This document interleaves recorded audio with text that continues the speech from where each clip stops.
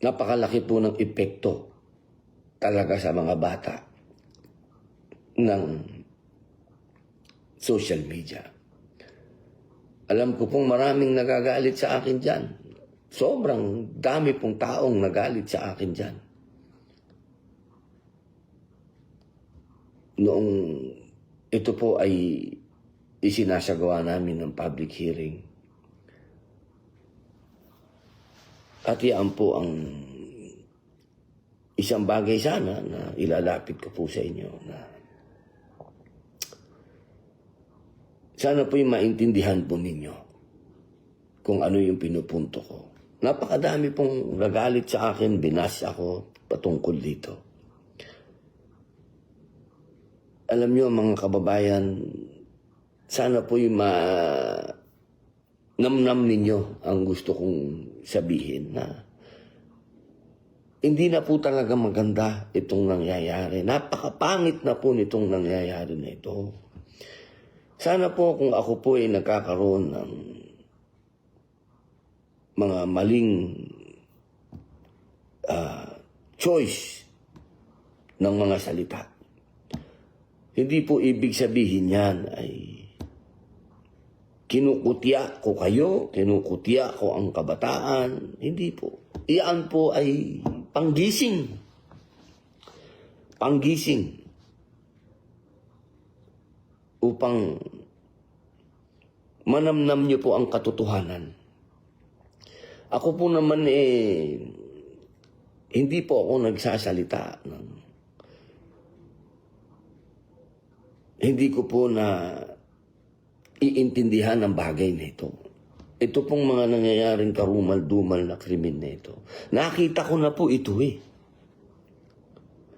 Ito pong mga nakikita nyo ngayon, nakita ko na po ito nung araw pa sa Bilibid.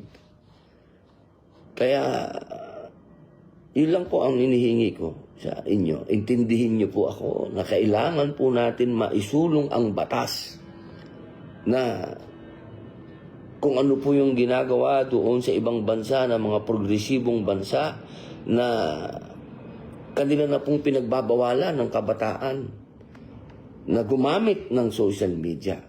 Sapagkat ito po'y hindi na nakapagbibigay ng tamang pag-iisip, hindi na nakakapagbigay ng tamang halimbawa, at nagagamit pa po para maging daan upang yung kanilang mga iniisip na karahasan sa kanilang mga nais nilang gawin, nagagawa nila. Sapagkat nagkakaroon po sila ng tinatawag na platform. At iyan po ang social media. Kaya mga mahal kong kababayan, sana po ay tulungan niyo po ako. Hindi po ito magiging parang isang bagay na pipikit na lang yung mata natin at hahayaan na lang po natin na nangyayari lahat ito at puro bashing na lang ang gagawin natin, puro politika na lang ang gagawin natin. Hindi po pwede dahil totoo po itong nangyayari na sa mga mata natin. Yun lamang po, wala naman ako maikwento pa dahil hindi ko pa po alam ang mga tunay na nangyari sa ganap na ito. At inshallah ay makapag-live po ako uli at masabi po sa inyo kung ano talaga yung tunay na nangyari dyan sa Zamboanga.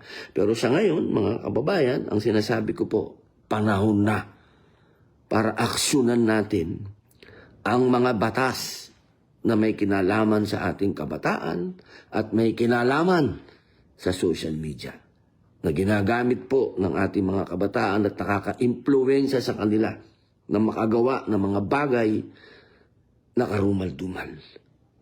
Maraming salamat po kung ano man po ang nasabi kong mali ay patawad. At kung ano man po ang nasabi kong tama, inshallah ay namnamin po natin. Maraming salamat.